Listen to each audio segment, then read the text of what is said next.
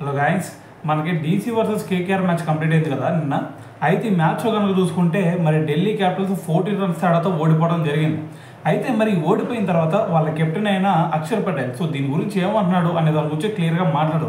అయితే మరి మ్యాచ్ ఓవరాల్గా చూసుకుంటే ఫస్ట్ కేకేఆర్ బ్యాటింగ్ చేసింది, దాని తర్వాత వాళ్ళు వచ్చేసరికి 204 రన్స్ చేశారు. మరి 205 రన్స్ టార్గెట్తో డీసీ బరిలో దిగింది. అయితే వీళ్ళు చూసుకుంటే కేవలం 190 రన్స్ మాత్రమే చేయగలిగారు. అయితే ఇక్కడ మరి డీసీ బ్యాటింగ్లో చూసుకుంటే కేవలం ముగ్గురు మాత్రమే మంచిగా బ్యాటింగ్ చేశారు. సో ఇక్కడ చూసుకుంటే డూప్లెసిస్, అక్షర్ పటేల్, దాని తర్వాత విప్రాజ్. సో వీళ్ళు ముగ్గురు తప్ప మిగతా అందరు కూడా కుప్పకూలిపోయారని చెప్పాలి నిన్న. అయితే మరి దీని గురించి అక్షర్ పటేల్ చెప్తుంది ఏంటంటే, మాకు బ్యాటింగ్లో కంటే నిన్న బౌలింగ్లోనే మేము ఫెయిల్ అయ్యాం. మరి ఇంత స్కోర్ కొట్టామంటే మరి బ్యాటింగ్ ఫెయిల్యూర్ కదా ఇక్కడ. సో మెయిన్గా చెప్పాలంటే మా బౌలింగ్ ఫెయిల్యూర్ వల్లే ఈ సిచ్యువేషన్ వచ్చింది.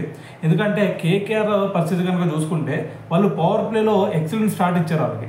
సో మరి ఆ పవర్ ప్లేలో మా బౌలర్స్ వాళ్ళని కట్టడి చేయలేకపోయారు. సో దాని తర్వాత చూసుకుంటే మళ్ళీ మంచిగానే కట్టడి చేయగలిగాం. సో అయితే ఇక్కడ ఆ పవర్ ప్లేలో ఒక 15 to 20 రన్స్ ఎక్స్ట్రా వచ్చినాయి అనిపించింది. ఆ 15 to 20 రన్స్ కనుక మేము కట్టడి చేయగలిగినట్టయితే ఈరోజు సినారియో వేరే విధంగా ఉండేది. అయితే దాని తర్వాత మరి మా బ్యాటింగ్ విషయంలో కనుక ఒకసారి మాట్లాడితే, సో మరి చివరిలో ఫస్ట్లో మేము మంచిగానే ఆడాం. దాని తర్వాత చివరిలోకి వెళ్ళేసరికి విప్రాజ్ ఒక 38 రన్స్ చేసి దాంట్లో ఒక 2 6లు 5 4లు కూడా కొట్టాడు. అయితే తనకి సహకరించే వాళ్ళు ఎవరు కనిపించలేదు.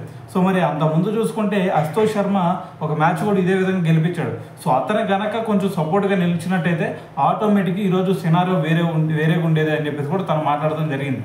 సో దాంతోపాటు మరి అక్షర్ పటేల్కి ఒక ఇంజూర్ అయింది ప్రాక్టీస్ సెషన్ అప్పుడు. సో మరి డైవ్ చేస్తూ కొంచెం కాలుకి అయితే కొంచెం ఇంజూర్ అయిందనమాట. సో అయితే దానికి సంబంధించి కూడా మాట్లాడాడు.